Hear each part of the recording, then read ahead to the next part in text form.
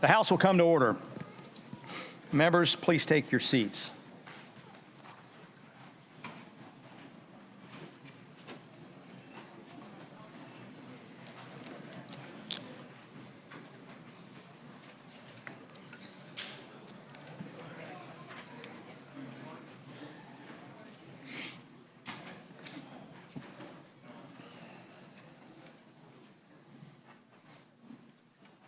Please take your seats.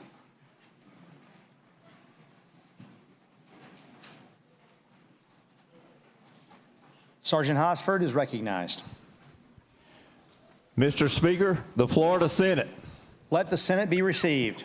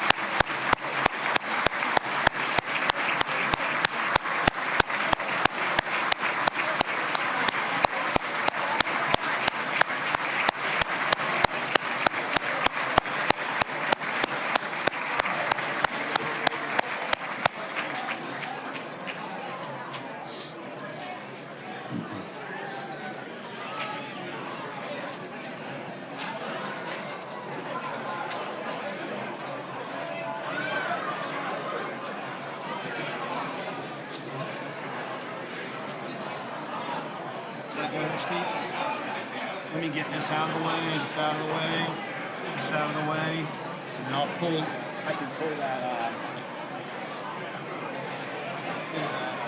pull this away from him.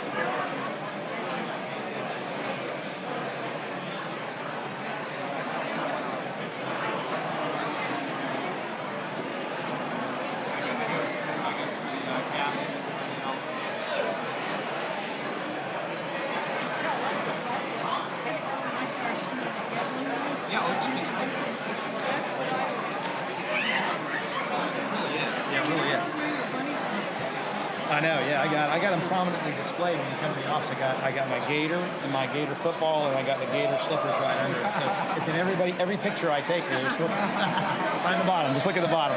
Leave your mark. All right, so let's see where.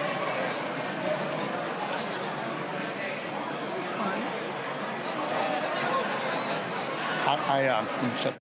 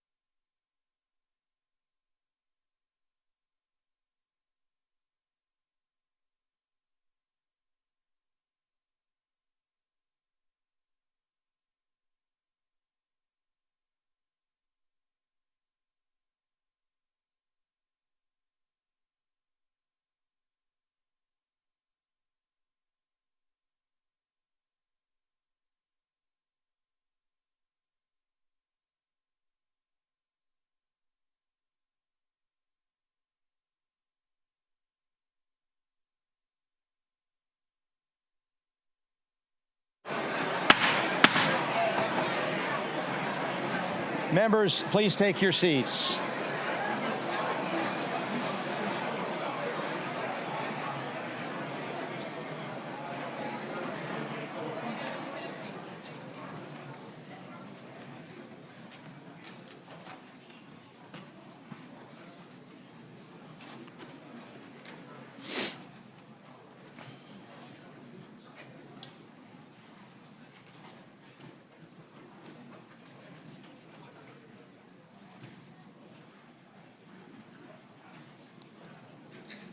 Please take your seats, members. Sergeant Kelly is recognized. Mr. Speaker, the Lieutenant Governor, the Cabinet, and the Congressional Delegation of Florida. Let the Lieutenant Governor, the Cabinet, and the Congressional Delegation be received.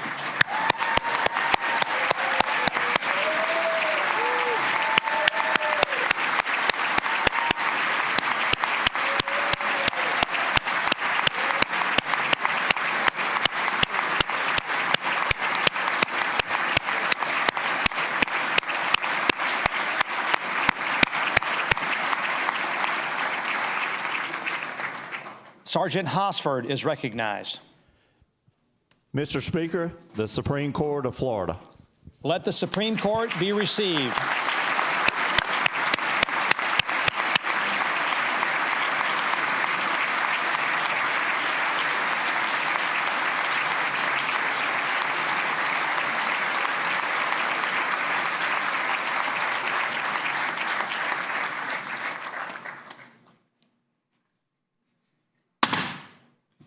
The joint session will please come to order. As is customary on this occasion, it is my honor to present the gavel to the President of the Senate with a request that she preside over these proceedings.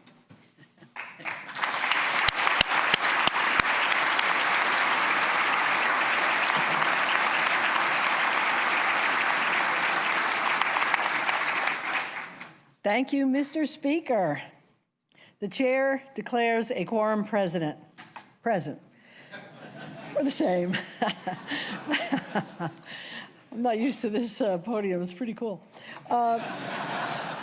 You can have it back. The members and visitors in the gallery will please rise for the prayer. Today, the prayer will be offered by the Most Reverend Eric Pohlmeyer, Bishop of the Diocese of St. Augustine. Bishop Pohlmeyer, please approach the well to offer the prayer.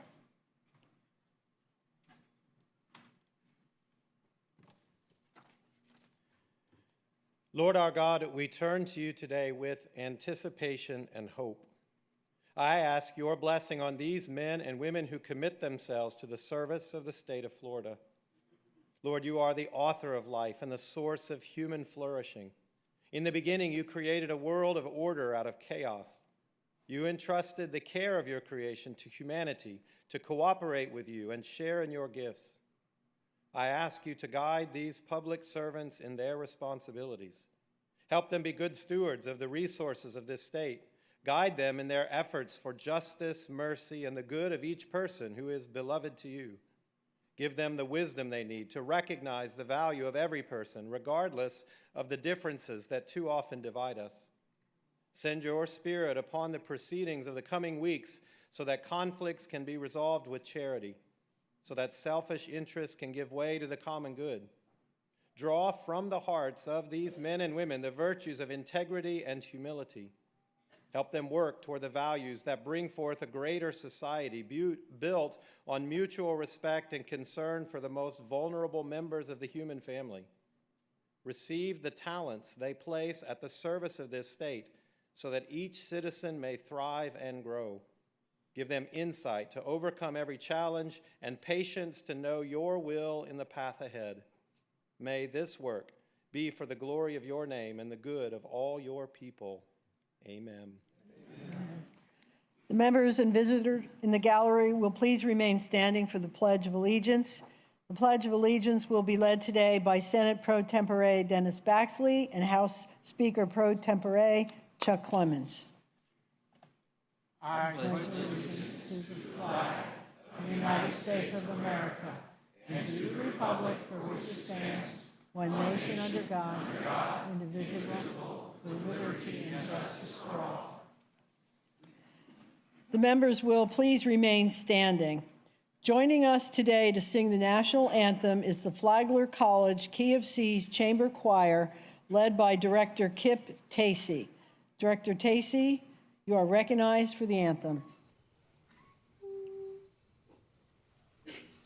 Oh, say, can you see by the dawn's early light what so proudly we hailed at the twilight's last gleaming, whose broad stripes and bright stars through the perilous fight o'er the ramparts we watched were so gallantly streaming, and the rocket's red glare, the bombs bursting in air, it proved through the night that our flag was still there.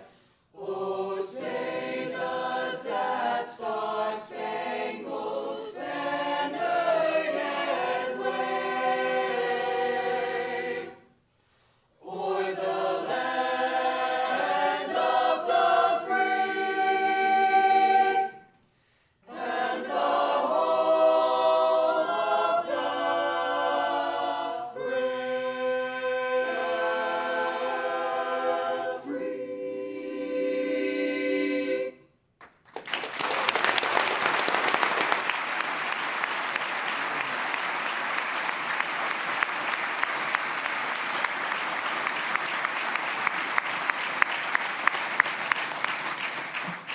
Members, you may be seated.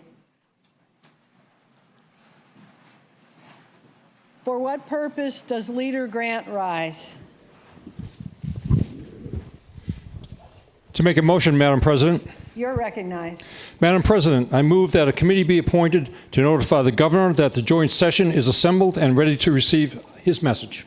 Leader Grant moves that a committee be appointed to notify the governor that the joint session is assembled and ready to receive his message. All in favor say yay. Yay. Opposed say no. Show the motion adopted. On behalf of the Senate, I appoint Senator Broxson, Senator Perry, Senator Torres, Senator Stewart, and Senator Hudson, who will serve as co-chair. And on behalf of the Speaker, I appoint Representative Tom Cow, Representative Masulo, Representative Stevenson, Representative Hart, Representative Valdez, and Representative Payne, who will serve as co-chair. The committee is excused to perform its assignment.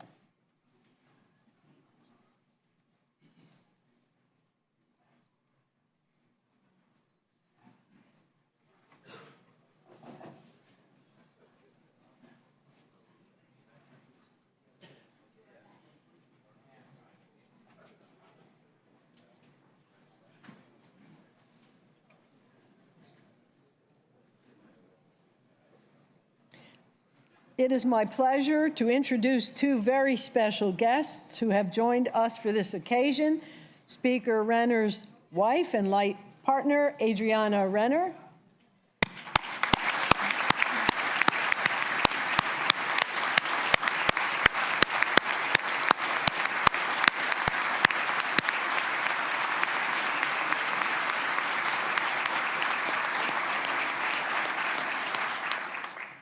And my much better half, my husband and partner in life, John Pasadomo.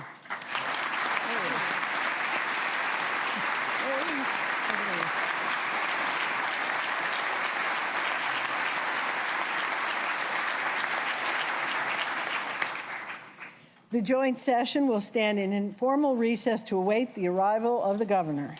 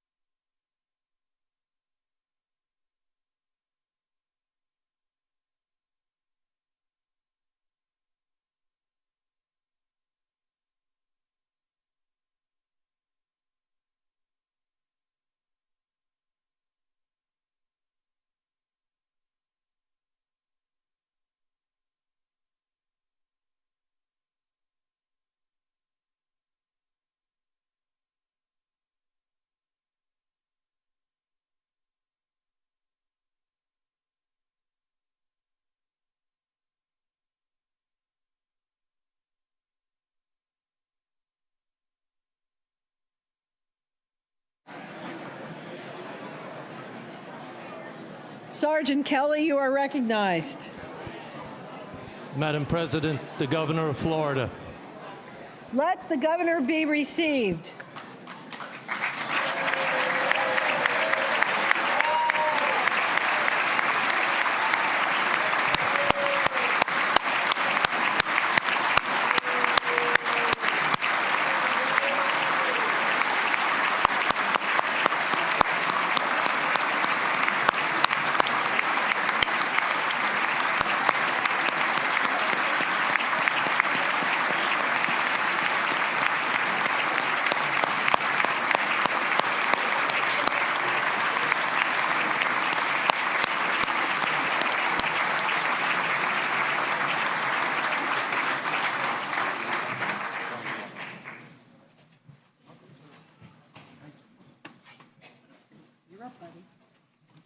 You gonna introduce me? She is. Okay. You want a water? I'm good. I'm good. I am honored and thrilled to present our great governor of the state of Florida, Ron DeSantis. All right.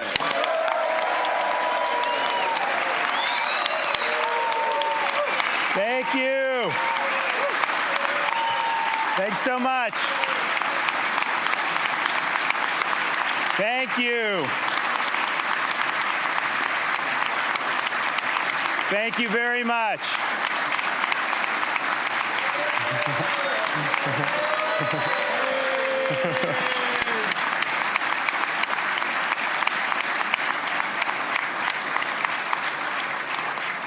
Mr. Speaker, Madam President, members of the legislature, and fellow citizens, my duty under the Constitution is to inform the legislature concerning the condition of the state and to recommend measures in the public interest. Well, as we used to do in the military, here's the bluff, the bottom line up front. Florida is number one, and working together, we will ensure that Florida remains the number one state in these United States.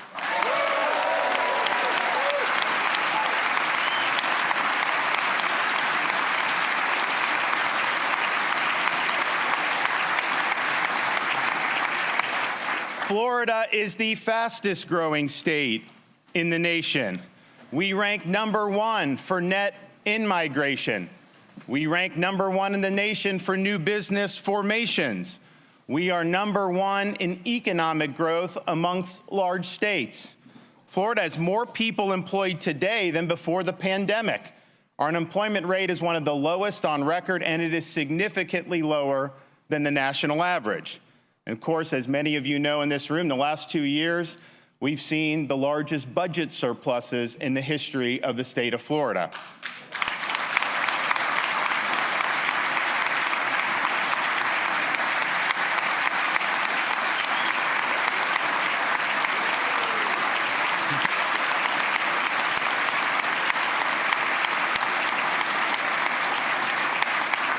And we do that with having the lowest per capita state tax and lowest per capita state debt burdens amongst all large states. We rank number one in the nation in tourism, and we just experienced yet another record-breaking year for visitors to the Sunshine State. We are number one in law enforcement recruitment and support. Florida's crime rate stands at a 50-year low. We are number...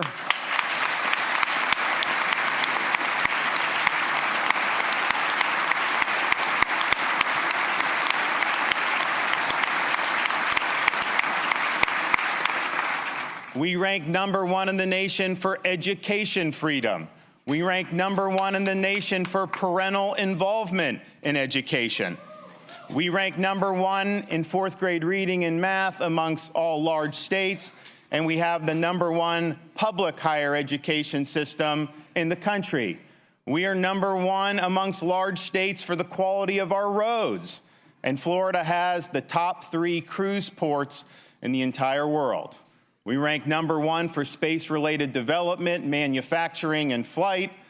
And maybe most famously, we rank number one for protections of our citizens against the biomedical security state, from prohibiting jab or job mandates to banning vaccine passports to ensuring hospital visitation rights.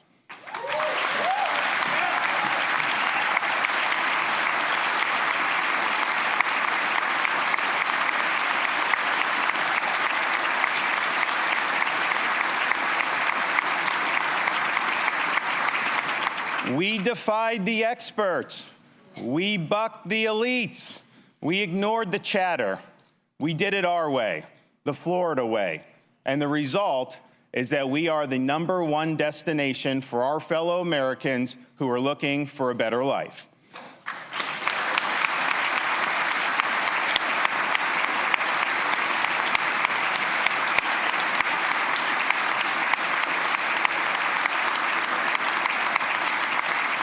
Working together, we have met big challenges, and we've led the nation on many big issues. We don't make excuses. We don't complain. We just produce results. Florida stepped up in times of crisis. In September, Hurricane Ian smashed into Southwest Florida and barreled across our state. It left catastrophic damage in its wake, including the destruction of the Pine Island Bridge and the Sanibel Causeway. Local island residents were told it would take 6 months or more to restore the bridges, and so they appealed to the state for help. We took up the challenge, and 3 days later, we opened a rebuilt Pine Island Bridge.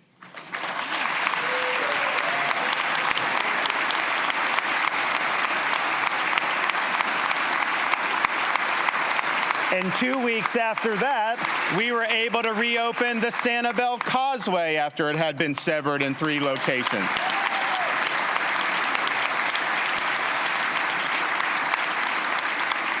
We're joined today by Stephen Soloway. If you can stand and be recognized, he's a business owner on Pine Island.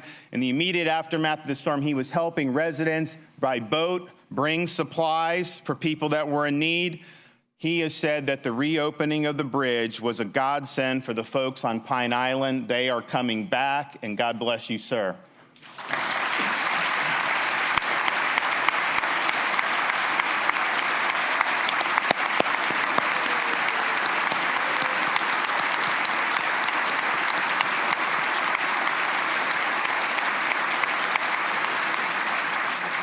Julie Wappis is the 4th grade teacher at the Sanibel School. She lost everything in her home and in her classroom. They had to have the school take place on the mainland, but because of the rebuilt causeway, a faster recovery has been facilitated, and the school is now back open on Sanibel Island. Thank you for your service.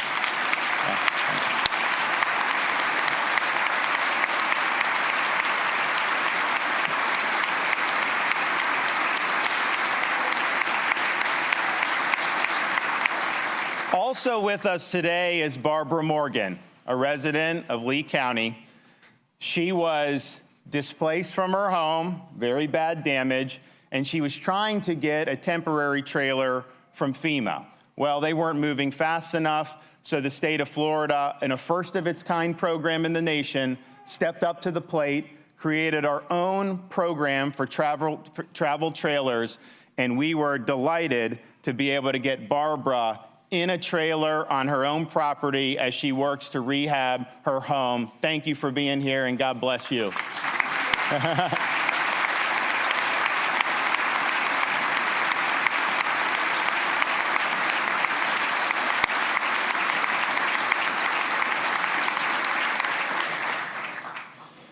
We've also delivered for all Floridians much-needed economic relief. Due to the excessive spending and printing of money by the federal government, Americans are living through the worst period of sustained inflation in decades. We've worked together to reduce the pain of inflation by enacting over $1 billion in tax relief in this current year's budget and by slashing tolls by 50% for Florida commuters for this calendar year. That will save some families more than $1,000. Thank you, legislature, for stepping up for our consumers.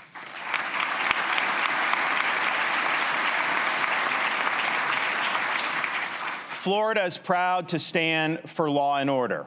We are tough on crime, and we support the men and women of law enforcement. And we have made it very clear to prosecutors who believe they can disregard the law, you will be held accountable.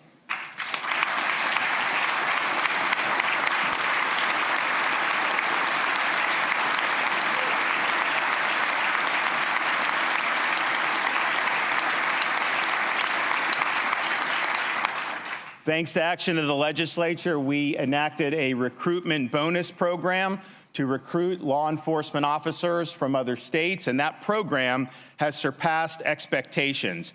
Joining us today is Officer Mercedes Phillips from the Cape Coral Police Department. She was able to take advantage of this program, received a $5,000 signing bonus this summer, leaving Montgomery County, Maryland, now working in Cape Coral. And guess what? She got here just in time for the hurricane, but she wouldn't trade what she's done, and she's made a great move. So thank you for your service, and we're happy to have you in Florida.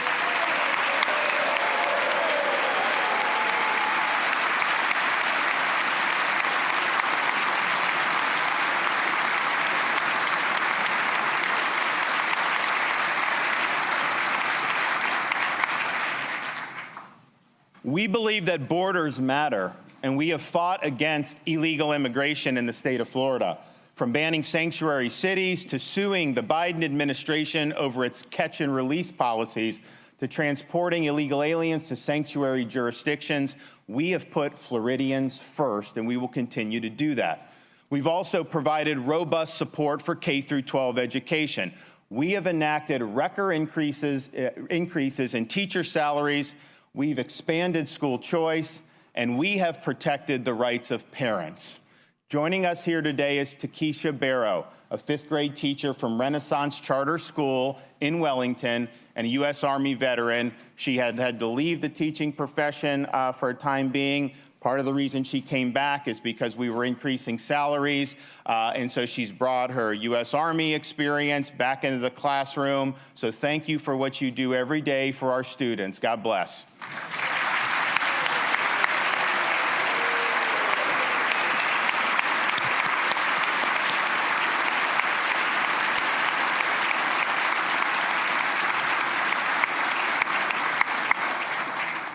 Joining Ms. Barrow is Melissa Ann Match. She's a 7th grade math teacher from Clay County, and she is the 2023 Florida Teacher of the Year. Thank you for what you're doing.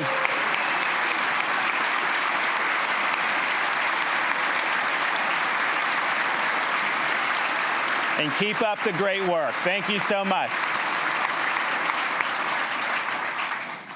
We're also joined by Alicia Ferrant. She's a mother of 5 who attend Orange County Public Schools.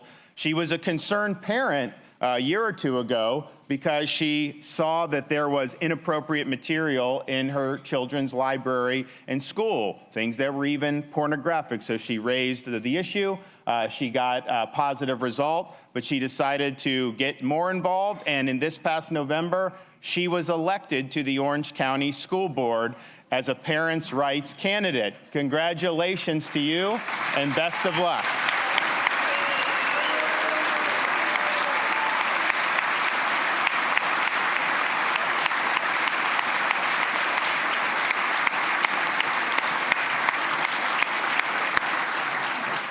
We believe in workforce education, and we've expanded opportunities for Floridians to obtain certifications and credentials. A 4-year degree from a traditional brick and ivy university is one way you can be successful. It is not the only way. Joining us here today is Kirk Corwin. He's a driver with Walpole, Inc.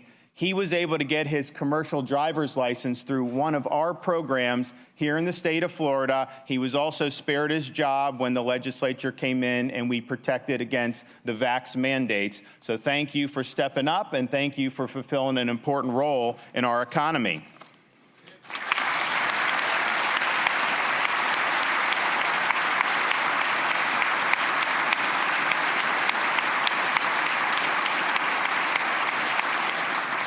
Four years ago, the state was producing about 600 truck drivers a year. Now, through all of our initiatives over the last 4 years, we're capable of producing 3,500 truck drivers each and every year. You want to talk about supply chain, you want to talk about making sure our economy runs. These guys are really important for that. We're also here with Rianne Champion, who fulfills another very important role in the state of Florida. She's recently graduated from the nursing program at Seminole State College. I think as many of you know, there's a nationwide nursing shortage, and so what we've been able to do with the help of the legislature is put record resources into our systems so we can train more Floridians to become nurses. Thank you for what you're doing. I know everybody appreciates having a great nurse. God bless.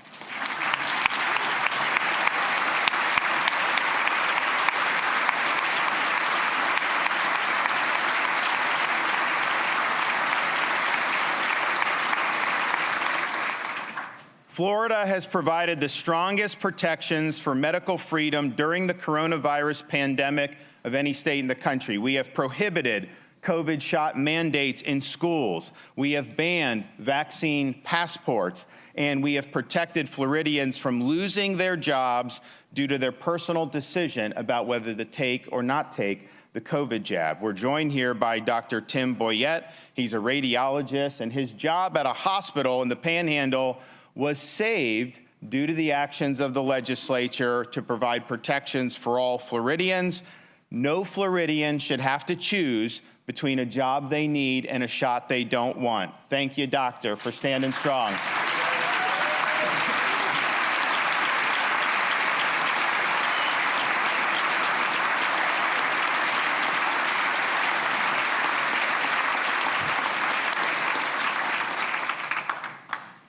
With your support, we've ushered in a new era of stewardship for Florida's natural resources, securing historic funding for water quality and Everglades projects, improving our water policy, and utilizing technology to combat things like algal blooms and red tide. We promised to leave Florida to God better than we found it, and we are making good on that promise. November's election results represent a vindication of our joint efforts over these past 4 years. The results also vest in us the responsibility to lead and provide us the opportunity to shoot for the stars. Boldness, be our friend in this endeavor. We have a lot we need to accomplish. Our $2 billion tax cut package is the largest tax cut package in Florida history. It will help many who need relief from inflation, especially our Florida families. By permanently eliminating sales tax on all baby supplies, diapers, wipes, clothes, cribs, strollers, we will be able to say that in Florida, having a child will be tax-free. We are proud to be pro-family, and we are proud to be pro-life in the state of Florida.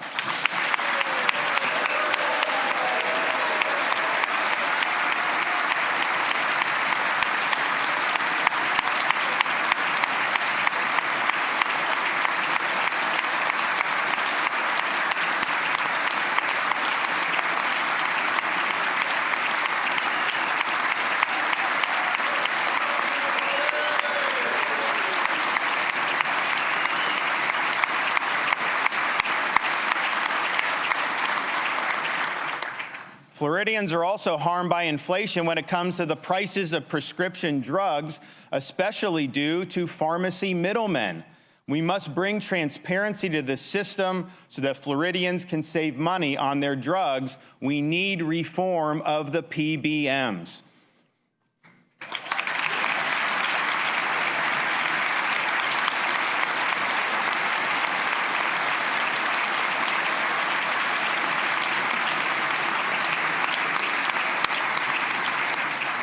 While our economy has consistently outperformed the nation as a whole, Florida's lawsuit-happy legal climate is still holding us back. The legal system should be centered on achieving justice, not lining the pockets of lawyers. Speaker Paul Renner is stepping up to deliver much-needed legal reform, and I thank him for helping Florida reach its full economic potential. Thank you, sir.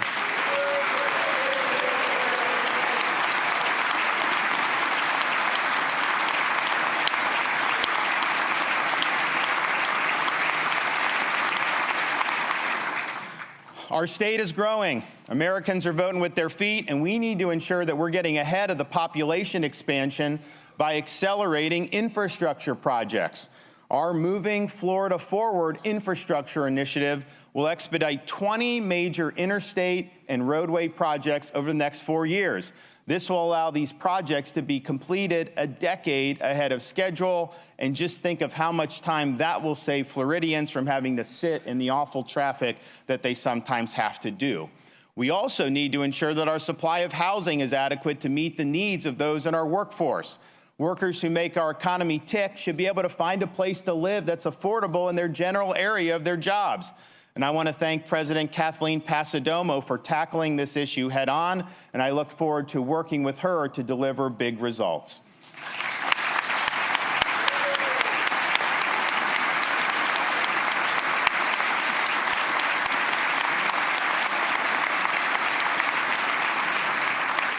We must continue our stewardship of Florida's natural resources by supporting additional water quality and Everglades restoration efforts, enhancing protection for our coastlines, and establishing the Indian River Lagoon Protection Program. We are truly making history with our conservation efforts. Let's not stop now.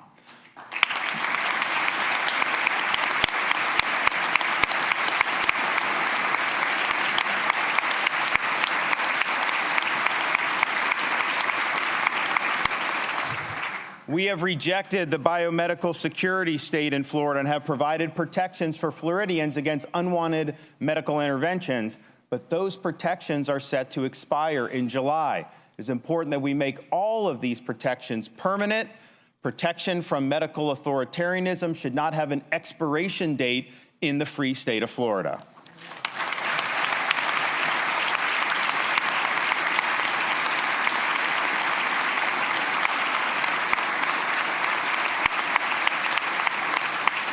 We also need to protect the free speech rights and conscience rights of physicians. The medical establishment whiffed an awful lot during COVID, and physicians who follow the evidence should not be penalized simply because they buck a stale consensus. We must continue our momentum with K-12 education by increasing teacher salaries, enacting a teacher's Bill of Rights, providing paycheck protection for teachers, expanding school choice, and fortifying parents' rights. Our schools must deliver a good education, not a political indoctrination.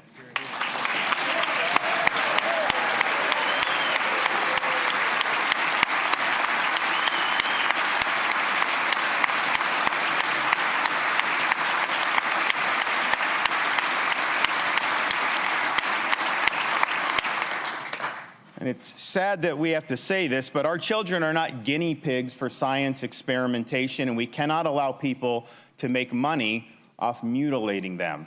Chloe Cole is now a young adult, but she was receiving puberty blockers at age 13, and she underwent a double mastectomy at age 16. She's now an advocate against allowing these procedures for our children. Chloe, thank you for your bravery. And the people of Florida and the legislature should heed your advice and provide protections against these procedures.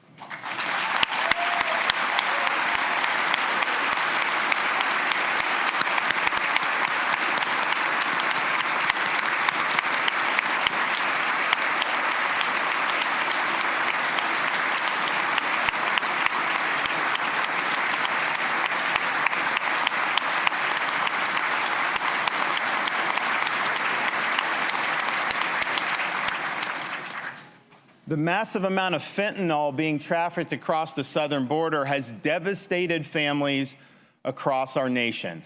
Kim Kelly from Jacksonville is joining us. She recently lost her son Palmer to fentanyl poisoning, but she is sharing Palmer's story because she wants to see additional accountability. Thank you for your bravery, and we're so sorry for your loss.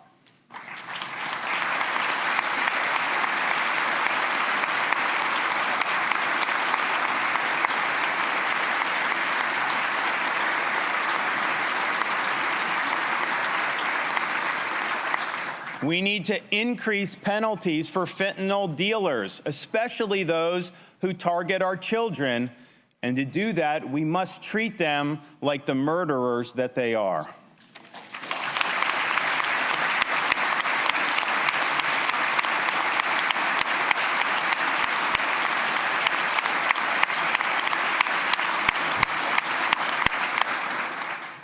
We must further strengthen our laws against illegal immigration by enhancing employment verification, increasing penalties for human smuggling, and further disincentivizing illegal migration to the state of Florida. Florida is not a sanctuary state, and we will uphold the rule of law.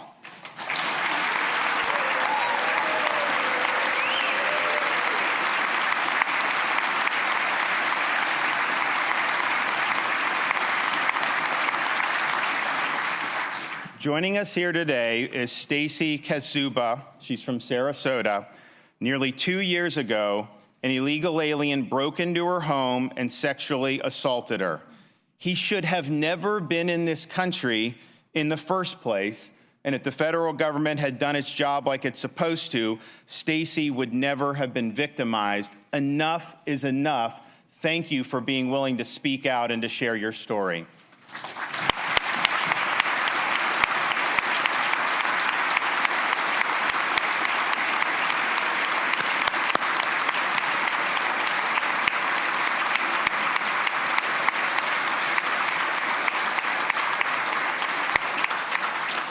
We also need to ensure that our bail system is conducive to public safety. Dangerous criminals should not simply be put back on the street like we see what happens in states that have gone so far as to abolish cash bail entirely. Police officers should not have to repeatedly risk his life to apprehend the same criminal over and over again. We also understand that part of fighting crime is to protect Floridians' right to defend themselves. A constitutional right should not require a permission slip from the government. It is time we join 25 other states to enact constitutional carry in the state of Florida.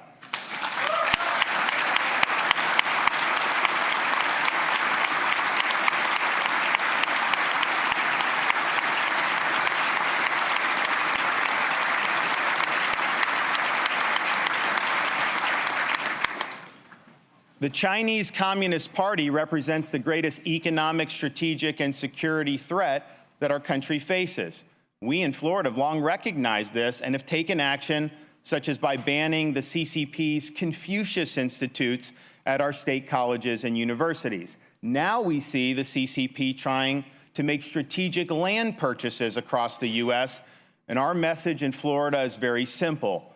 We will not allow land grabs by CCC-backed businesses in our state.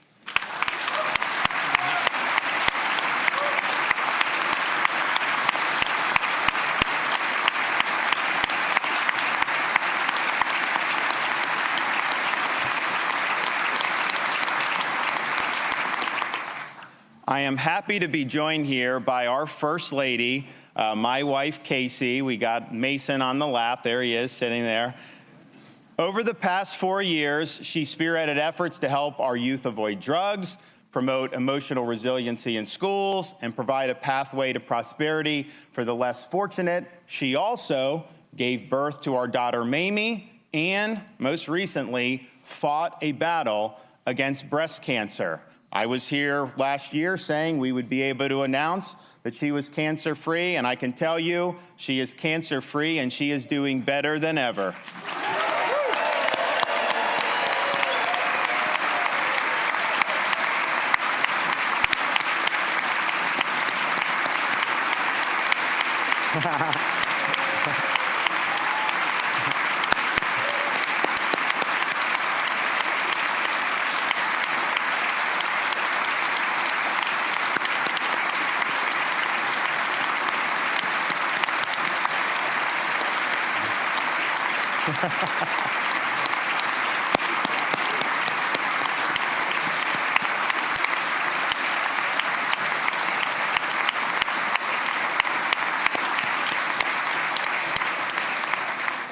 Now, she's taken her experience as a cancer survivor and helped to launch the Cancer Connect Collaborative, which will rethink Florida's battle against cancer by breaking down longstanding silos between researchers, cancer facilities, and medical providers to provide and improve research and treatment. And I want to thank her for taking her experience, as difficult it was, and applying it in ways that are going to help people battle cancer. Thank you so much.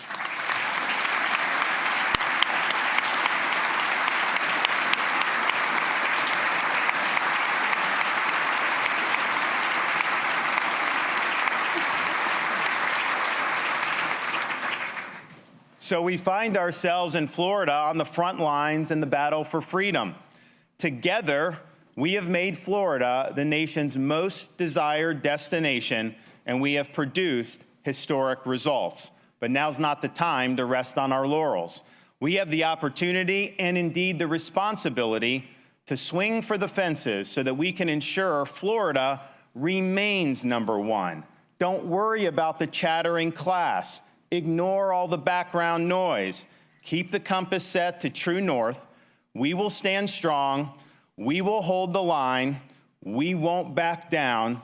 And I can promise you this, you ain't seen nothing yet. Thank you all. God bless you. Thank you.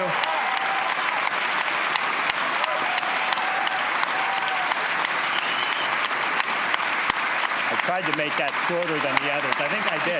That was short. Yeah, I just wanted to be short. Thanks, buddy. Yeah, appreciate it.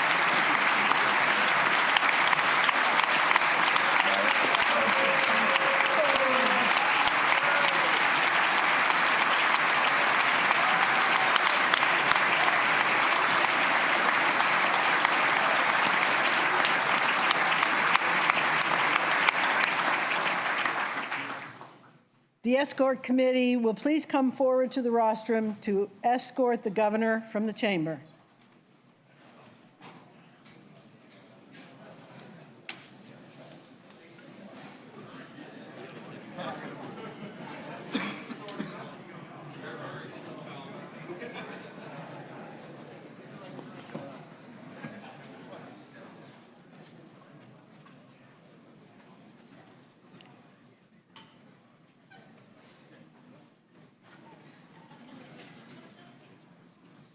Sergeant Hosford will escort the Supreme Court from the chamber.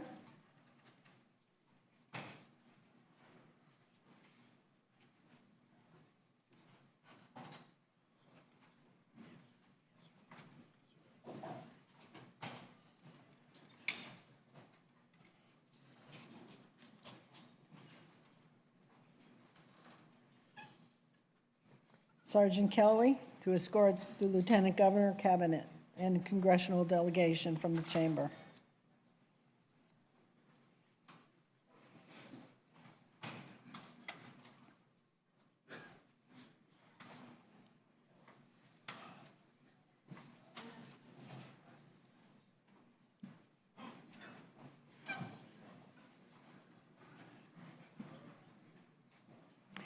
Before I hand the gavel back to Speaker Renner, I wanted to just say a few words about the two of us and what our plans are.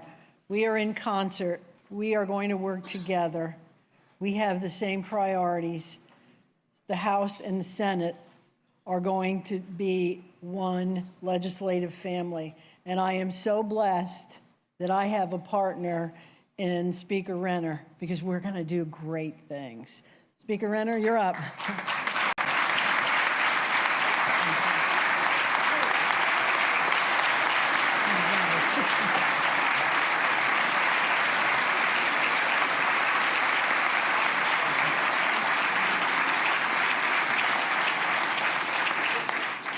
Well, I'll just second that. I feel like I won the lottery with a person like Senator Pasadomo, who is just an exceptional woman, and the relationship is so good and so collaborative. And because of that, in our relationship with the governor's office, this is going to be an epic session. And really thanks to all of you, both in the House and Senate, all the hard work you're doing, the many bills you filed. So let's buckle up and get going. For what purpose does Senator Mayfield rise? Thank you, Mr. Speaker. And I make a motion. You're recognized. Mr. Speaker, I move that the joint session now be dissolved. Senator Mayfield moves the joint session dissolve. All in favor say yea. Yea. Opposed, no. Show the motion is approved. The joint session is dissolved.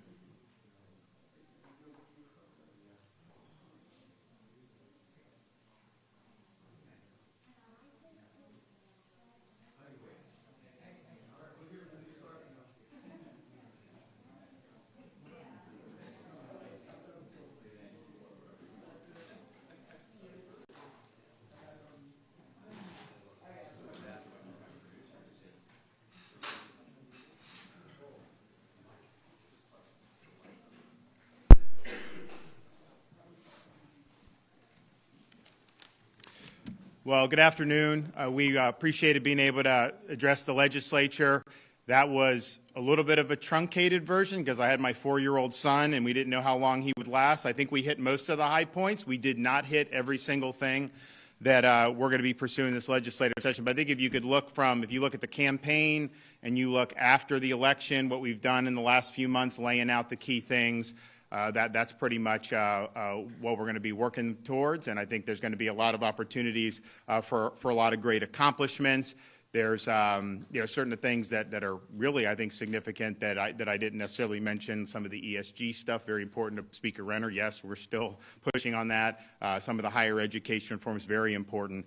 We are going to be pursuing that. Also, and I know most of you here get this, and you're probably not the ones doing it, but it's like, every person in the legislature can file bills, right? I see these people filing bills, and then there's articles with my face on the article saying that, oh, they're going to have to, bloggers are going to have to register for the state, and it's like attributing it to me. And I'm like, okay, that's not anything that I've ever supported. I don't support. I've been very clear about what we're doing, and so people have a right to file legislation. They have a right to do different types of amendments and all that other stuff. But the Florida, a whole 120 of them in the House and however many in the 40 in the Senate, they have independent agency to be able to do things. Like, I don't control every single bill that has been filed or amendment. So just as we go through this session, please, understand that. But I do think it's going to be very, very productive. We were given an opportunity. I mentioned it's vindication to win a big victory and sweep in so many people into the legislature, but really it gives us an opportunity and it's a responsibility to make sure that that we get this right. So we're looking forward to being able to do that. Okay, we will go. Is Forrest Saunders here? Right. Okay, go ahead. I was curious what your thoughts are on this 6-week abortion ban that was filed today, basically taking the state from 15 going to 6, but with exceptions for rape and incest. What are your thoughts on that bill? Yeah, I mean, I think those exceptions are sensible, and like I said, we welcome pro-life legislation. Gary? Thank you, sir. I wanted to get some clarification on the issue of school choice. Obviously, you're very supportive of school choice and made recommendations in your own budget to expand it.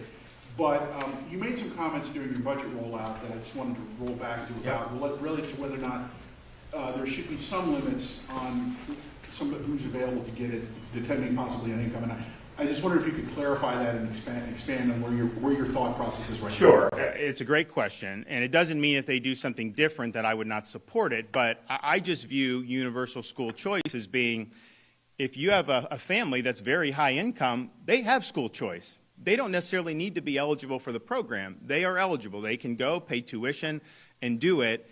I think there's a philosophical interest among some to say everybody, universal, money falls to students. And I get that, and philosophically I'm not even opposed to that.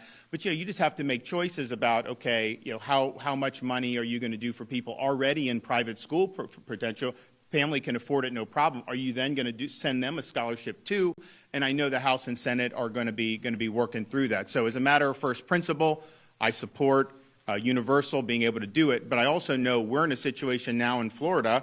We have limited number of seats that we could even accommodate in private school. I'd like to see the focus remain on, of course, low income, but even getting into the middle and even some sense even higher middle class. You look at like Miami and some of these places, you could be making $150,000 household of 4 or 5.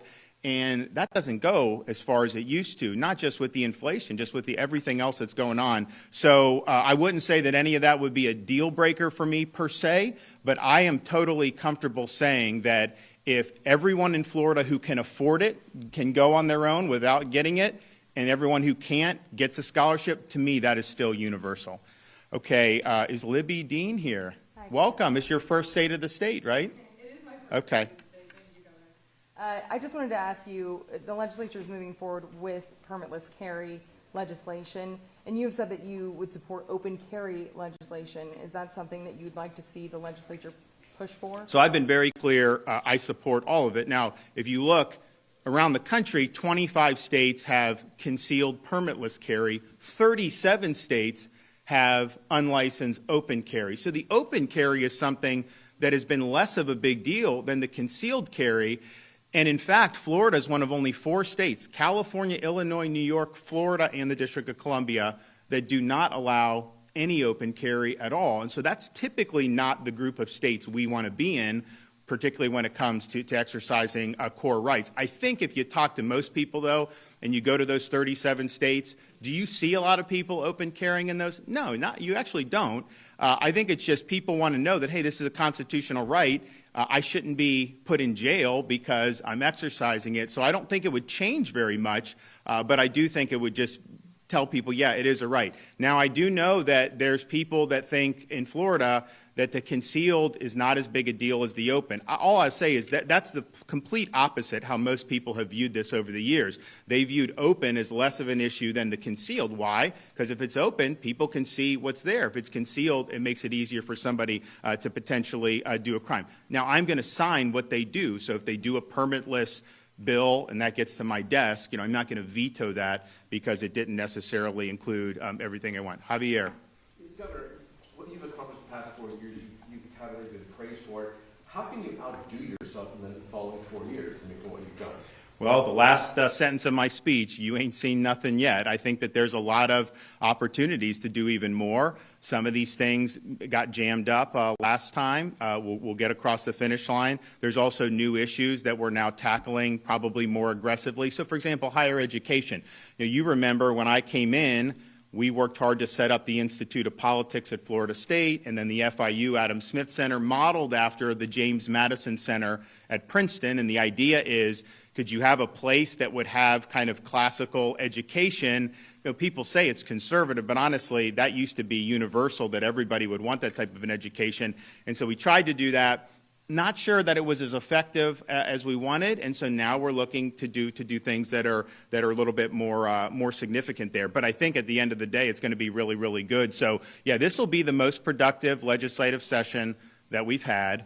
And I think if you look, we did very well that first one. And I think if you look, we did very well that first one. People are like, man, good job. And then we did better the next, better the third, and better the fourth. So we've kind of outdid ourselves every year. I think we can do it this time. But after this, if we get all this done, that's going to put us in a really good position going forward. Neil McCabe, are you here? No Neil McCabe? Okay. Do we have Dan from Epic Times? Are you here? No. Christine Sexton, are you here? Okay. You got one? Yeah, I do, Governor. Thank you. In terms of lawsuit reductions, can you tell me what made, I know the chambers are supportive of it, as are you. There's a lot of bills out there. Can you tell me why things like medical malpractice and nursing home protections aren't in that main bill? So that's up to the legislature. What I told Paul, the speaker, I said, I'm for legal reform. You guys be as ambitious as you can. I'm for it. Clearly, when you look at how our legal system is set up, it is designed in the state of Florida to invite litigation rather than invite settlement. And you see that part of the reason we've had problems with property insurance, which we've addressed. We're going to have to do more there. Part of the reason we have high auto insurance rates because of the litigation climate. So I think all those. But I'm not saying don't do this or don't do that. I'd like to see across the board legal reform. And I will say, just having on the medical, having dealt with COVID, there were some bad actors with some of the COVID stuff in the medical profession. And my view had always been, look, these are judgments and, there's no warranty of cure. And I still believe that. But I think there was a real reluctance to come to terms with the actual evidence. And I think that they were doing things, even to this day, some of these things like remdesivir, I don't think that there's a great foundation for that. And so when you see that, you're like, man, are we really going to be saying that people who may have been harmed by this aren't going to be able to go? So I think there's certain things you want to have causes of action for. I think it's just a question of how do you structure it. And what you don't want is to structure it so that the incentive of an innocent defendant is to settle because it's more expensive to contest it than to go ahead and just pay some type of ransom. That's when you get into the problems, and I think that's why we've had so much. Yes, sir. All the way up from South Florida. Okay, all right. Two quick things. With respect to abortion, would you support a full ban? And when we interview Democrats on the way in this morning, they say important items are being neglected, like housing prices, like insurance premiums, like climate change. Well, I'll take both. So, first of all, I just endorsed what the Senate President's doing in terms, that's her #1 priority is affordable housing. And she's going to do a lot of different things. I think there's going to be a lot of things that are going to be very positive. For example, you know, some of the local government restrictions artificially raise the price. It makes it difficult to build in certain areas, and particularly where you have some of these, like in her district, you've got some of these strip malls that are kind of on the way out. You could definitely have like some mixed use stuff. So I think she's got good ideas. I think you're going to see some good stuff there for sure. On the insurance, we of course did 2 special sessions last year for homeowners insurance. There's going to be more insurance reform with the overall legal climate, but that clearly is driving increased costs. You probably, look, I'm open to doing even more on homeowners. I mean, this is not something you can just snap your fingers on. I will say that for the first time in probably a couple decades, you actually have some of these companies really looking closely at Florida's market now. Because I think that if the underlying structure of the market is sound, yes, we are more storm prone. Yes, we're going to have higher premiums here than a place in other parts of the country that doesn't have the perils. I think most Floridians get that. I think the issue is, you know, we want stability in this, and we don't want to see artificial increases. And if people have the ability to choose between a number of companies, that really gets us where we want to go. But I will say with Southwest Florida, our building, the building codes in have made a difference. You looked at some of the damage, some of the places that were new construction had much, much more modest. Some didn't have any damage because it's built to those specifications. And so I think the problem with Florida is more of what had been done underlying the market. Now I think you're going to have an ability to go in. And then in terms of like, you know, what climate change, I mean, what do they want to do? They want to get rid of gas stoves? No, we're not doing that in Florida. In fact, we're going to make them tax-free. I think the policies that they're embracing with respect to this, it's more like a religion at this point to the far left than it is to things that are actually going to make people's lives better as Floridians. And what I don't want to see, I just was out in California, and we were able to do an event, you know, at the Reagan Library. They have a lot of problems just generating energy there. They have rolling blackouts because they have all these mandates. What, they're going to get rid of cars in 2034 or whatever, but then they tell you don't plug in because the grid isn't capable of handling all this? What are people going to do? So I think that way of thinking is not something that we do. And incidentally, in Florida, we have some of the most significant solar investments, but it's market-driven.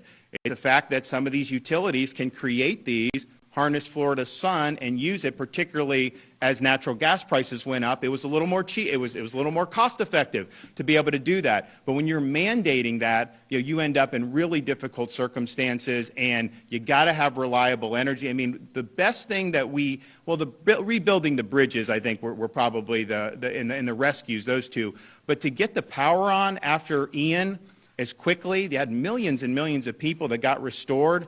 That made everything else so much easier because people were able to be settled in their home. They were able to do all this stuff in ways that made sense. Yes, sir. Why is 6 weeks a good landing point for the abortion bill this year? Given it only went to 15 last year, and a lot of people say that you might not even know you're pregnant at 6 weeks. So I think the issue is less the week than the fact that there's a detectable heartbeat.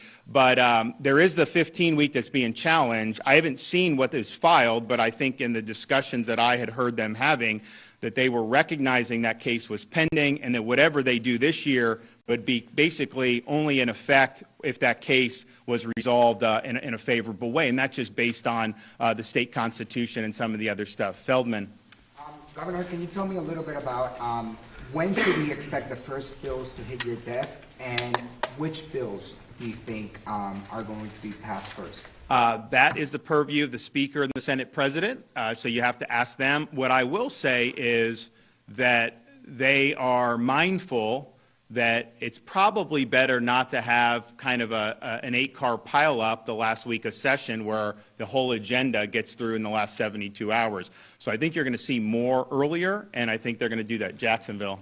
Governor, on the proposed expansion of the Parental Rights and Education Act, where do you land on extending that ban all the way through 8th grade? And how, when sex education starts in as early as 5th grade, how do you navigate those conversations by completely avoiding that topic?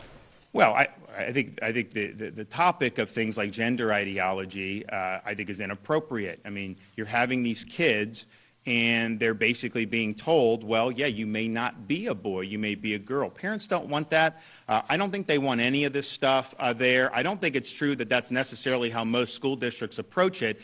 But my view on the original one, if you read it, it said K-3, but it also said beyond that had to be developmentally age appropriate. So school boards are in a situation where they can make that judgment. And I think most of the school boards that we have now probably would make a similar judgment anyways. There may be some that aren't, and so this would be the baseline, and then the school districts would be able to potentially do more. But we need to focus on the basics of academics. We need to focus on reading, writing, math, all these different things. That is what unites parents and unites us. When you start getting into things like gender ideology, it's very divisive. Parents, the majority of parents in Florida, I can tell you, do not want that in the schools. And you're getting in a situation where you'll have these schools in other parts of the country. These are very young kids, and they're filling out forms, being asked to pick pronouns, being asked to pick their sexual orientation at age 10 or 11? That is not something that I think we want. The other thing I would just say about, because this is a topic in terms of that obviously has gotten misrepresented a lot, over the last year. You still see that bill from last year referred to, like in straight news, by a nickname that really is not justifiable by the text of the legislation. We're going to be doing a full expose over some of the other stuff that's been going around about these, quote-unquote book bans. We are going to expose exactly the books that parents are concerned about.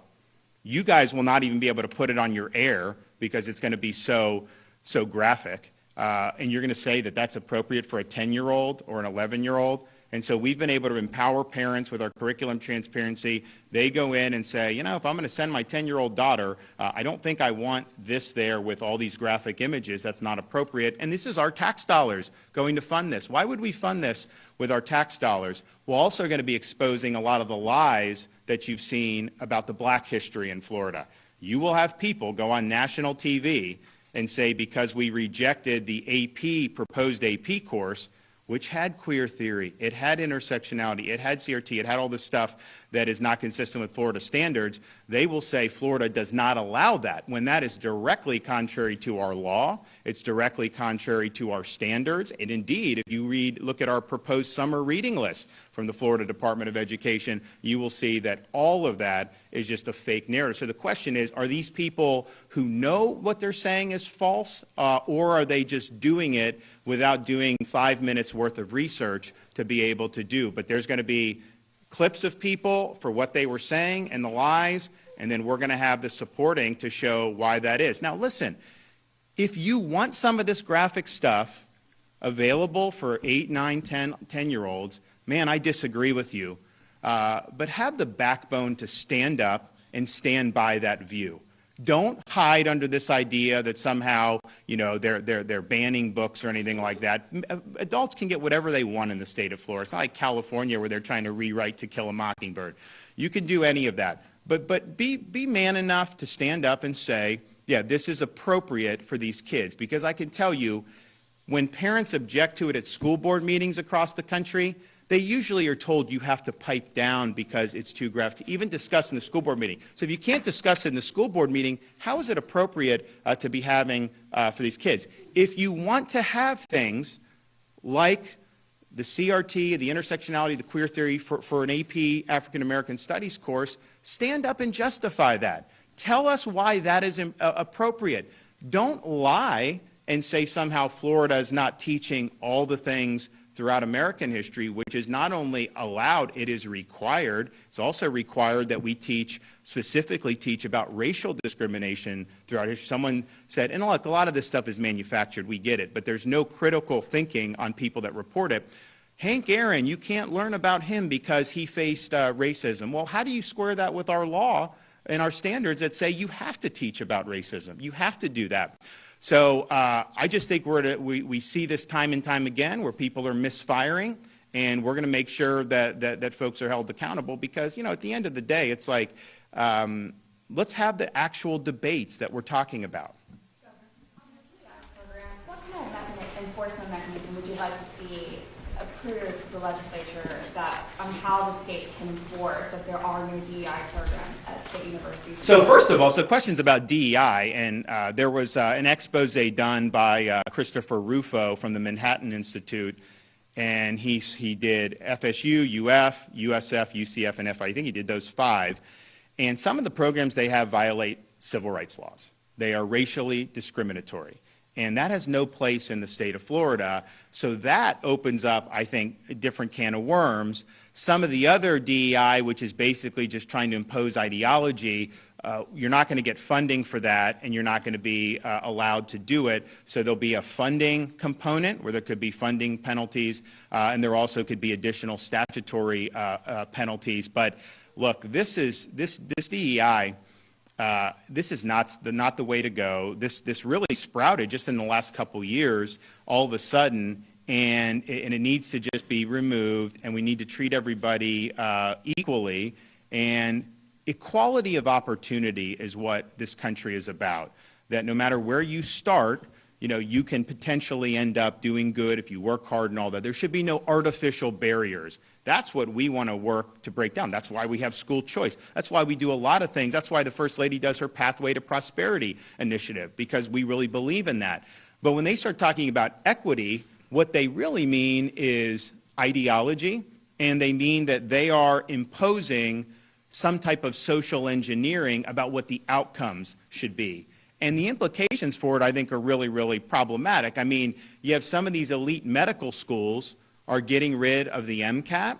You have some other elite schools getting rid of the standardized test for undergraduate because they see the U.S. Supreme Court is going to nix racial preferences and university admissions, which is the appropriate ruling. So they're going to basically take out those mechanisms so they can still engineer behind the scenes. And my view is just, I want to know, like, if you go in, like, you need like a neurosurgeon, do you want that person to have been there based on merit?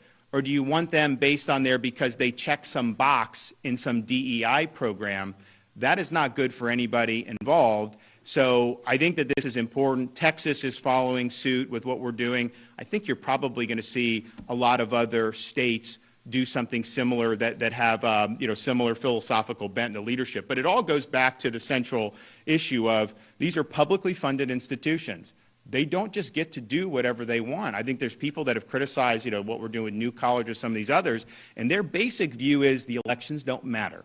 That you can win a massive landslide, and yet you still have no ability to have set the mission statement for major institutions that are publicly funded, and that just can't be the case. I mean, there's got to be accountability for any publicly funded institution, and so we're doing that with the trustees, we're doing that through the legislature, but we want the mission to not be about the social engineering, to not be about ideology. We want the mission to be about rigor, pursuit of truth, and we want students to have a foundation so that they can think for themselves. When they actually are challenged, when their assumptions are challenged, their minds are sharper. When you have groupthink like you have at some of these elite schools, they get out, assumptions have never been challenged, and I don't think they end up performing quite as good as they do. So, all right, I got to run, but we'll see you guys soon. Thank you.